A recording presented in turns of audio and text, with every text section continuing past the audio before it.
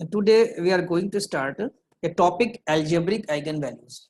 Algebraic eigenvalues ये chapter का भी नाम है और इसमें वेरियस मेथड्स हैं इनके थ्रू आप eigenvalues डिटरमाइन करेंगे किसी भी मैट्रिक्स की। किसी मैट्रिक्स का मतलब यहाँ पर स्क्वायर मैट्रिक्स है, जैसे कि चैप्टर देखिए स्टार्ट में लिखा है कि let Aij be a square matrix of order n। ध्यान रखिए इसमें जो मैट्रिक्स हम कंसीडर करेंगे वो स्क्वायर मैट्रिक्स होनी चाहिए। वो 2x2 भी हो सकती है, 3x3 और 4x4। जनरली 3x3 के ही एग्जाम से क्वेश्चन आते हैं। We can find a column matrix capital X, actually हम इस प्रिंट है थोड़ा सा स्मॉल एक्स था, कैपिटल एक्स होना चाहिए, एंड ए कांस्टेंट लैम्डा। एक लैम्डा निकाल सकते हैं कि ए एक्स, यहां ध्यान दीजिएगा, एक मैट्रिक्स ए आपको गिवन है और एक्स मैट्रिक्स आपने डिटरमाइन कर लिया, निकाल लिया जिसे कहेंगे, ठीक है। और इधर आप देखिए तो लैम्डा एक्स आ रहा है, यानी अगर ओवरऑल हम लोग डीप सोचें, थोड़ा सोचें इसके बारे में, तो यहां पर हुआ क्या कि मैट्रिक्स ए हमारी नोन थी, एक्स नहीं नोन है, हम डिटरमाइन कर लेंगे, फाइंड ए कॉलम मैट्रिक्स, ठीक। लेकिन वो मैट्रिक्स ऐसी होगी कि वो मैट्रिक्स में से अगर लैम्डा बाहर आ जाए, यानी लैम्डा क्या स्केलर ही तो हुआ, लैम्डा स्केलर है, उस मैट्रिक्स का स्केलर ये देखिए लैम्डा एक्स, यानी ये कांस्टेंट में मिलेगा, या कहिए कि लैम्डा को मल्टीप्लाई कर दें उस एक्स में, ठीक, तो वो ए एक्स के प्रोडक्ट के बराबर हो जाएगा। अब ये कॉलम मैट्रिक्स क्यों है? मान लीजिए ए हमारी 3x3 की है, तो ये एक्स कितने क्रॉस कितने की होनी चाहिए? 3x1 अगर ये आपके पास है, तभी जाकर के यहाँ पर आपके पास क्या होगा कि लैम्डा हो जाएगा और एक्स फिर रिजल्ट ये आपके पास 3x1 आ जाएगा। क्यों? क्योंकि 3 ये जो है कंफर्टेबल फॉर मैट्रिक्स मल्टीप्लिकेशन हो जाएगा, 3x3 इधर वाला जो लिखा गया ये वाला, और इसका जो 3 है, जो रो था इसका ए का रो, और इसका जो ये 1 है that will give you this, तो ये कॉलम मैट्रिक्स रहती है। तो ax is equal to lambda X को जो सेटिस्फाई करे, तो यहाँ पर हमें दो चीज डिटरमाइन करनी है, जैसे कि कैपिटल एक्स मैट्रिक्स और लैम्डा की वैल्यू। इसी लैम्डा की वैल्यू को आइगन वैल्यू कहते हैं। या देखिए अभी पहले आप यहाँ थोड़ा सिंप्लीफाई किया गया, ax is equal to lambda I X लिख लिया गया है, आई यूनिट मैट्रिक्स है तो आई एक्स लिख सकते हैं, कोई दिक्कत नहीं, और इनमें से हमने x कॉमन ले लिया, तो a minus lambda I X is equal to null matrix. ये जो जीरो देख रहे हैं राइट में, ये नल मैट्रिक्स है। इस तरह हम लिख सकते हैं, राइटिंग कर सकते हैं, इक्वेशन बना सकते हैं मैट्रिक्स की हेल्प से और एक कॉलम मैट्रिक्स की। In this equation lambda is called an eigen value, इसको हम लोग जो है आइगन वैल्यू और लेटेंट रूट, या and x is called the corresponding eigen vector और लेटेंट रूट भी कहते हैं। किसको?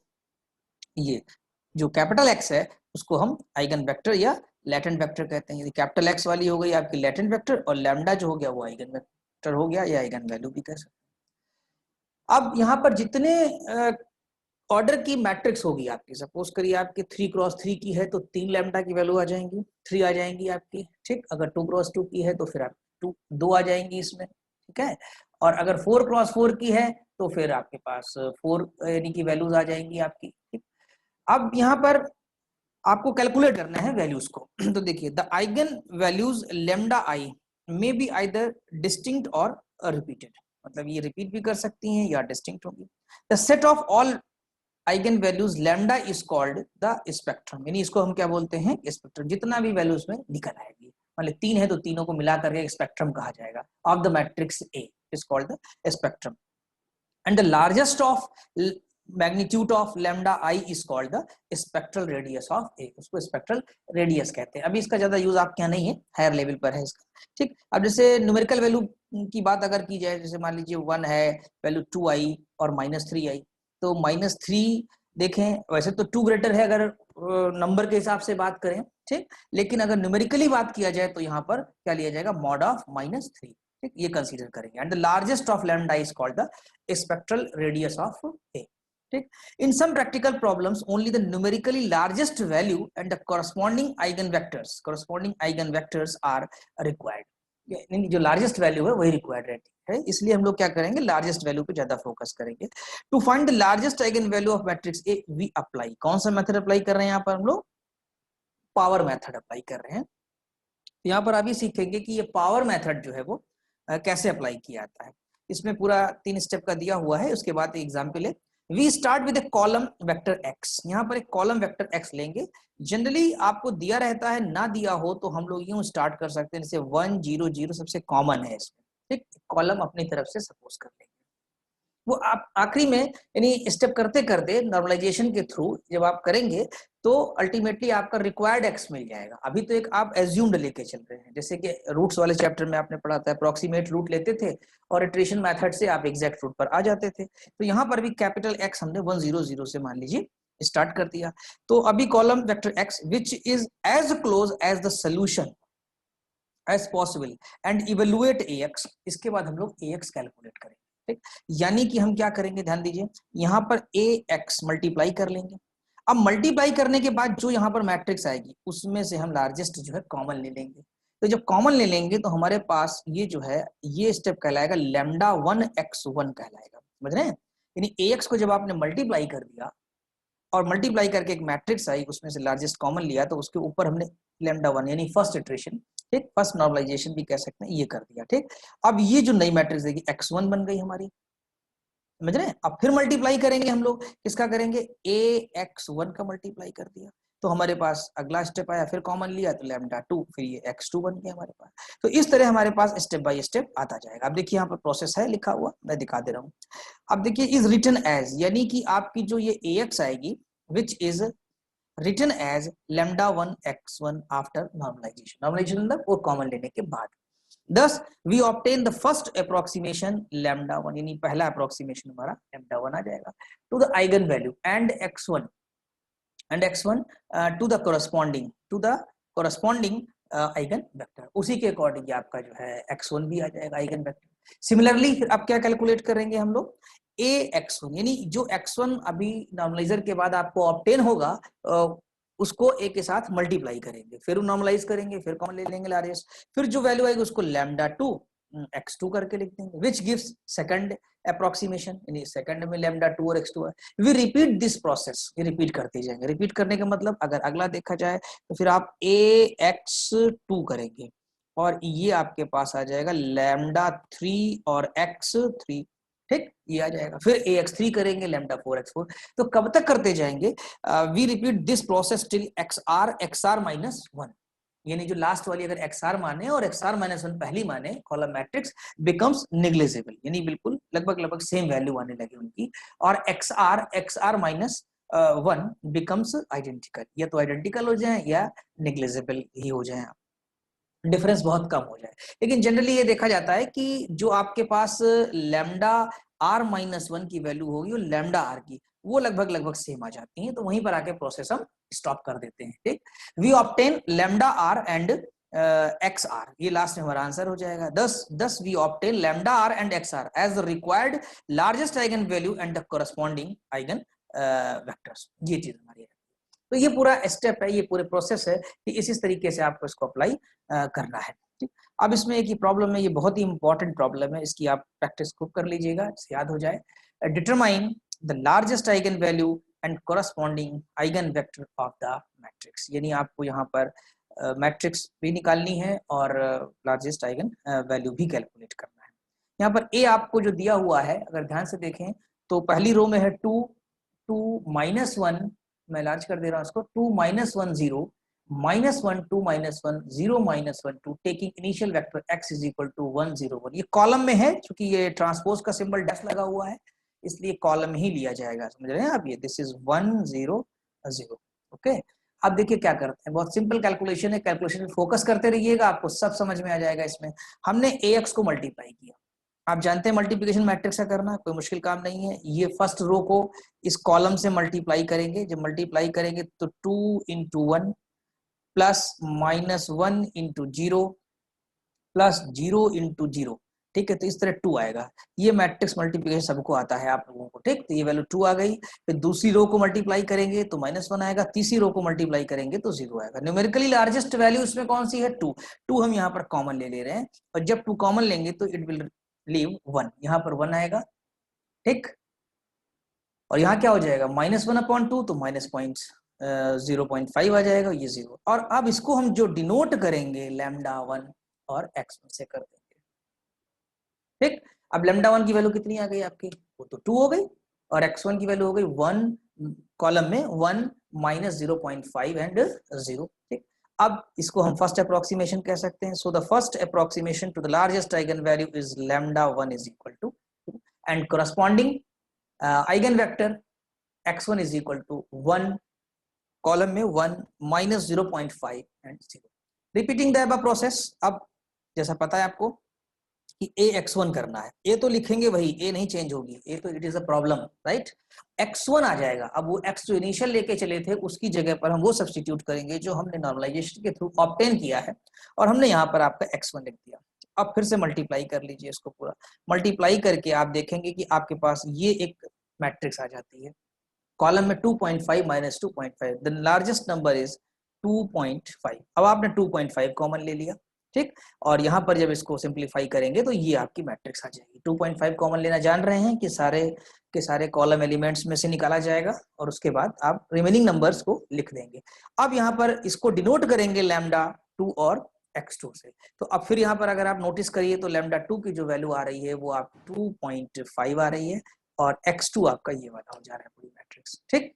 अभी देखिए थोड़ा सा डिफरेंस ज्यादा ही है, चाहे तो टेबल इसमें देख लें. x1 जो x1 निकाला और x2 उनमें अंतर है, और लैम्डा में भी खास तौर से है कि लैम्डा 1 की वैल्यू अभी आपकी 2 आई है, और लैम्डा 2 की जो वैल्यू है वो 2.5 आई है, ठीक है. तो अभी थोड़ा डिफरेंस है इसमें. तो अभी हमें क्या करना होगा, ax2 यानी जैसे अभी ये मल्टीप्लाई किया था ax1 का, उसी तरीके से हमें फिर से एक ax2 का मल्टीप्लाई करना होगा, ठीक.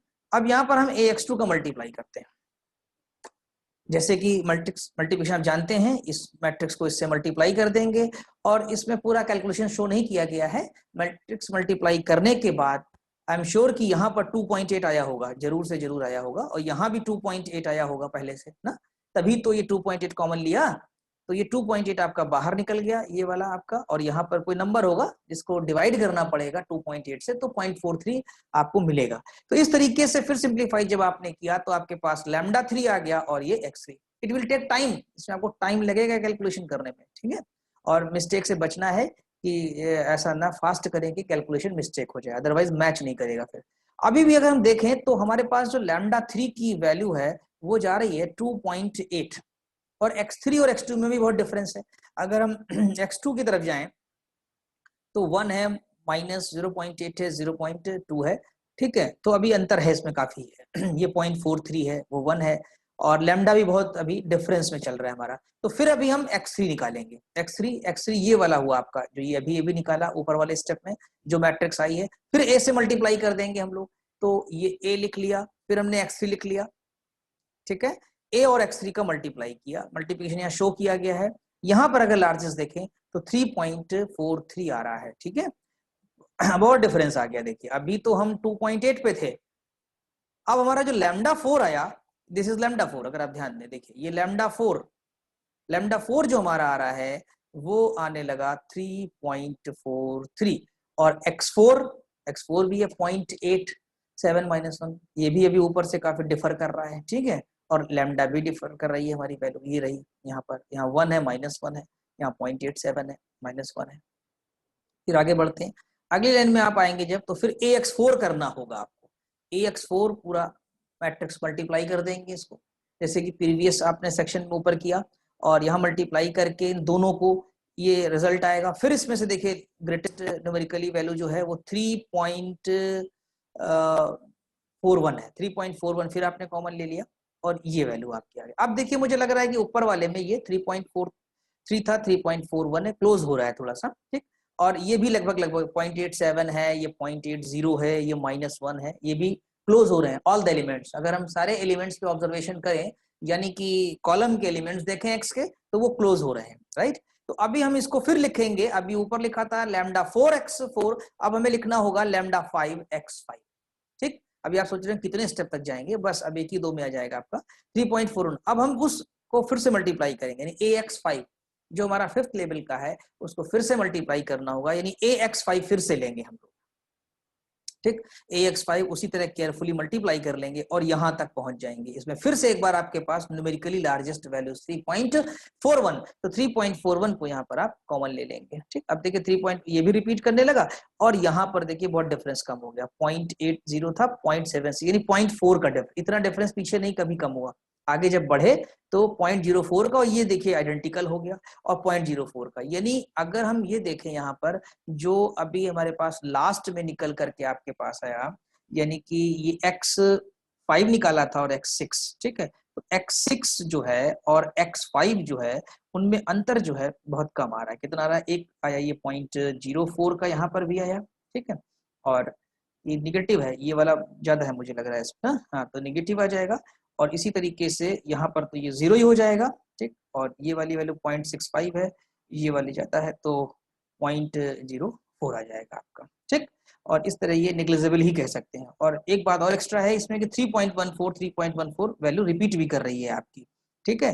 तो इस तरीके से देखें, thus we see that lambda 5 lambda 6 जो है इक्वल है, hence the largest eigen value is 3.41 and corresponding eigen vector जो सबसे लास्ट में निकाला है आपने, सबसे लास्ट में जो x6 आया हुआ है, यानी कि 0.76 कॉलम वाइज -1 एंड 0.65, ये जो वैल्यू आपकी आई है ये कॉलम में, यही आपका जो है आइगन वेक्टर।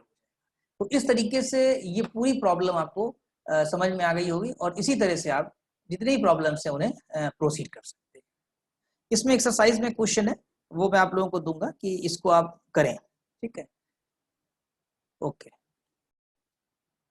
एक चीज अभी नोटिस की हम लोगों ने यहाँ पर कि ये थोड़ा कैलकुलेशन मिस्टेक है। ये 1.6 प्लस 1 यहाँ पर ये 2.6 हो जाएगा, ये टाइपिंग मिस्टेक है। इसीलिए यहाँ पर लार्जेस्ट वैल्यू जो आएगी वो 3.14 आएगी, ठीक है। वैसे देखने में ये लग रहा है कि लार्जेस्ट वैल्यू 3.6 है, क्योंकि टाइपिंग मिस्टेक है। तो यहाँ पर जो लार्जेस्ट आएगी वो न्यूमेरिकली 3.14, ये आप ध्यान रखिएगा इसको।